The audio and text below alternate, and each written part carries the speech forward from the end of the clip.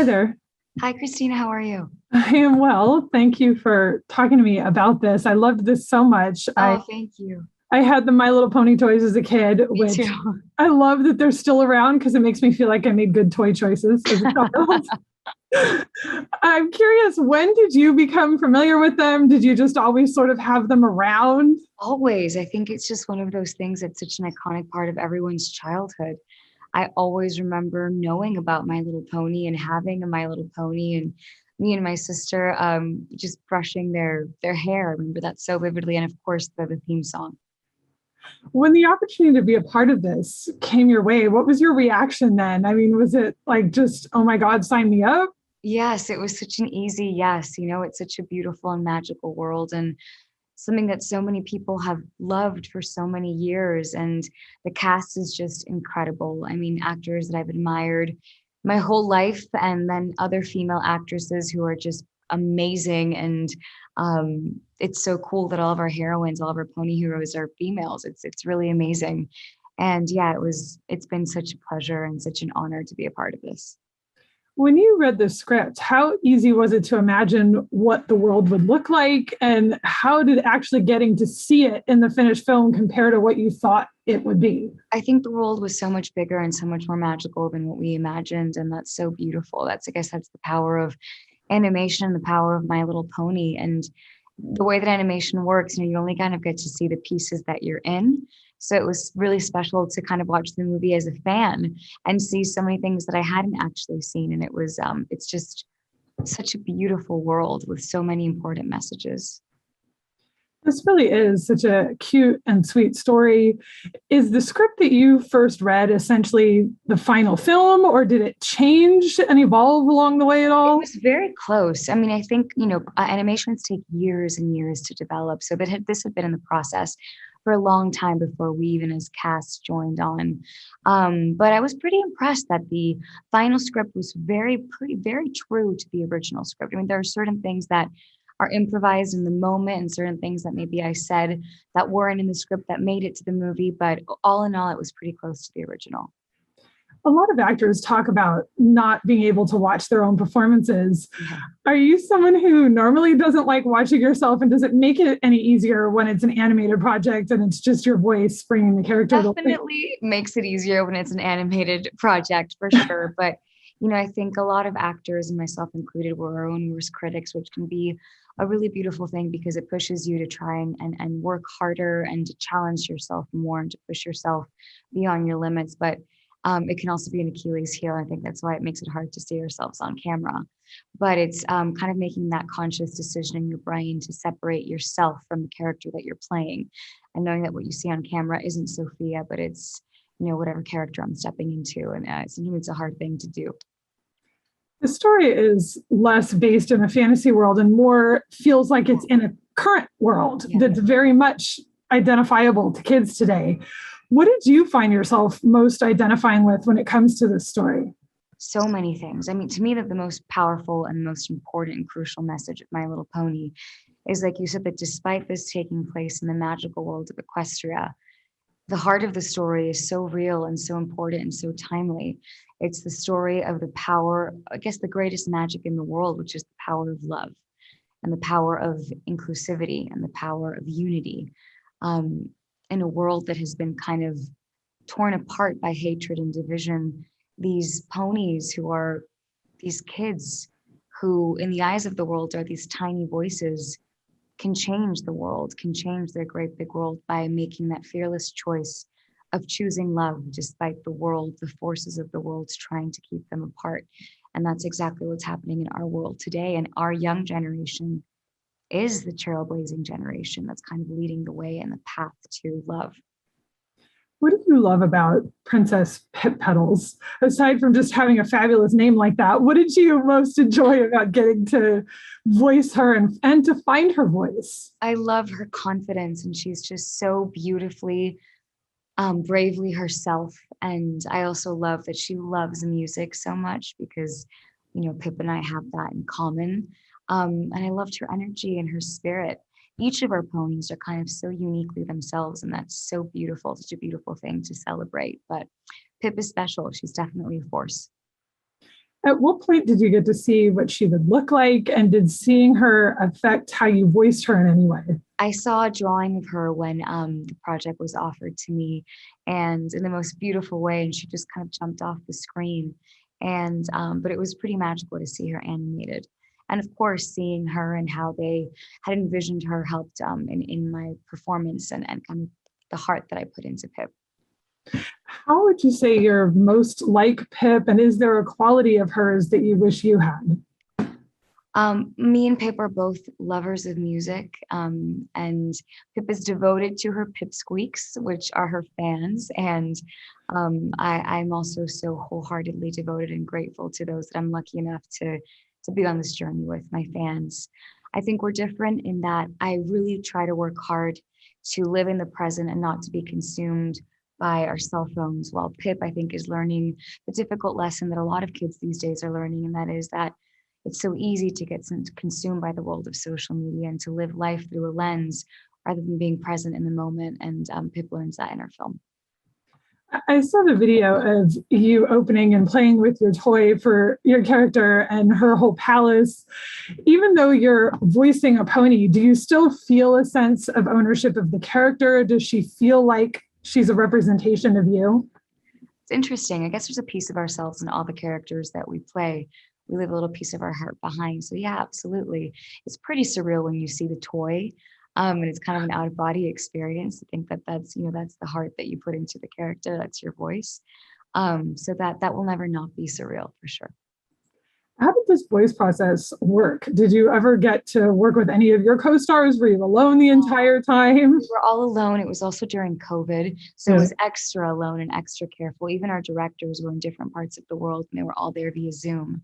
So it was definitely a very different experience. Voiceover tends to be quite different than live action, but it made it, I guess, extra special when you watch the finished product because there's so much that you haven't seen and voices that you hadn't heard and songs that you hadn't heard. So it was beautiful to watch it all back as a fan. Yeah, as a performer, how strange is it to work with directors remotely in that way? You know, it's something that takes getting used to. But it works, especially for an animated project like this. It's kind of incredible how we can still make art in the middle of all of this. What do you enjoy about the relationship between Pip and Zipp and getting to see that dynamic that they share and the dynamic they share with their mother?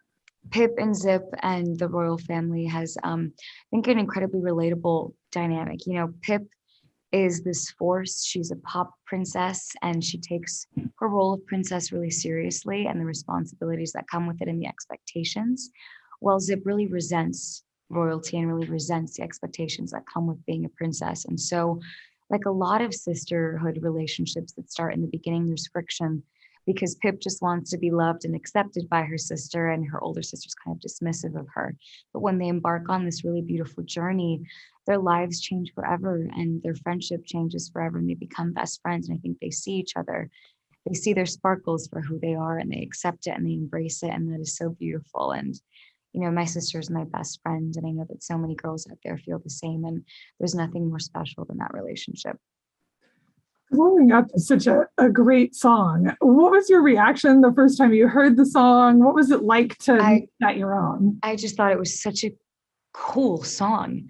And that was the goal all along. You know, Ron Fair, who is an icon in the industry, is responsible for some of the greatest careers, for instance, Christina Aguilera, just to name one. He called us about a year and a half ago with the idea of writing an amazing pop record for Pip to be the closing credits song of the movie. And he wanted to bring on a writer named Jenna Andrews, who's a force right now in the business. She wrote 2 of the biggest songs of the year with BTS. And it was all during COVID. So I think he was in Nashville, Jenna was in New York, I was in LA, and we all kind of worked together. And when they sent me Glowin Up, it was just pretty immediate. And I also love that the song was not only a pop record, but it had so much soul to it and R&B, which I really relate to. And it's just beautiful to be able to voice a record that's about finding your inner glow and letting it shine for the world to see. It's hard to know how to handle fame until you're in the spotlight. What has most surprised you about yourself, having had the spotlight shown on you for a bit now? Have you learned anything about your own strength that you didn't realize? It is a completely different world once you enter the world of fame. What I learned about myself is I think that what fame does and what this world does is I think it just kind of heightens everything a bit more. And so it just makes values and family and having people around you who just truly care about you and that you care about them just that much more important. So I think to me, I got even closer to my family, even closer to my sister, and closer to the values and morals that I was raised with. As a performer, how do you find your own inner confidence? Are there friends or family in your life that give you a pep talk when you need it? Do you give yourself a pep talk when you need it? It's funny because I think that I was having this conversation with my co-star recently about how as performers, I think, you have to have a certain level of confidence, right? To be brave enough to be in front of a camera and bare your soul, or to go in front of a stage and sing in front of thousands. But at the same time, performers can be so critical of themselves, and we can tend to doubt whether we can do things all the time, but it's only because we want to be better and grow. But I think that confidence has to come from within. No matter what anyone tells you, if you don't believe it yourself, nothing that anyone says can convince you otherwise. And like anyone else in the world, I think confidence comes in waves, but you really just have to wholeheartedly believe in yourself, because that's kind of the fire that lights everything that you do. You're currently working on Purple Hearts, which I think is so cool that you're also a co-writer on that, executive producer, you're performing the soundtrack, you're wearing many hats on that project.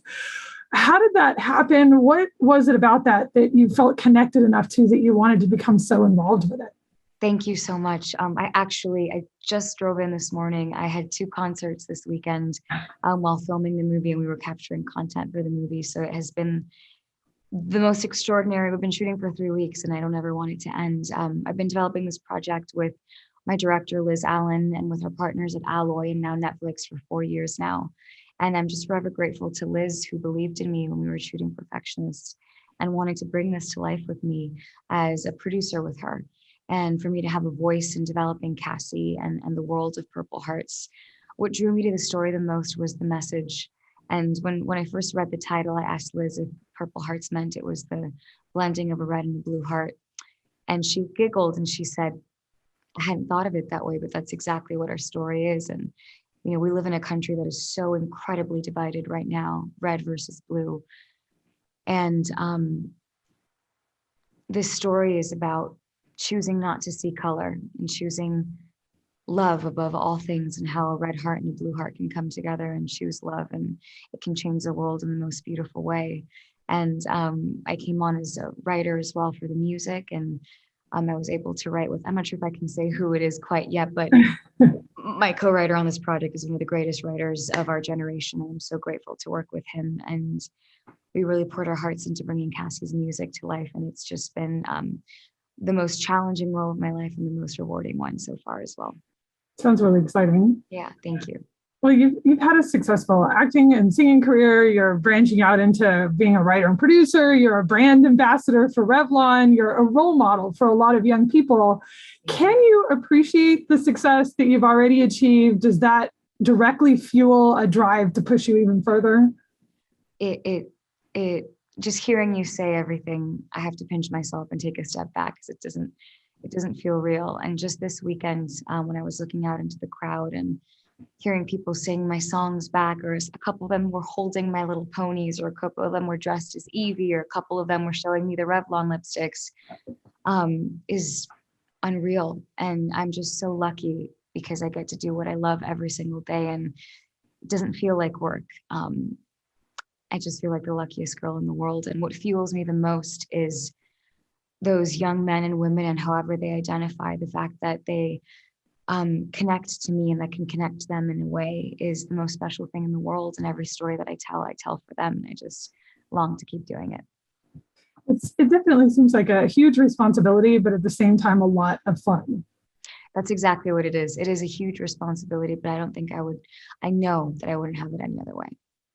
Well, I appreciate you talking to me about this. The movie is just so adorable. I put a smile on my face the entire time I watched it. That's all that matters. It was so fun. And the music is just fantastic. So thank you so much. Thank you for your time. Thank you.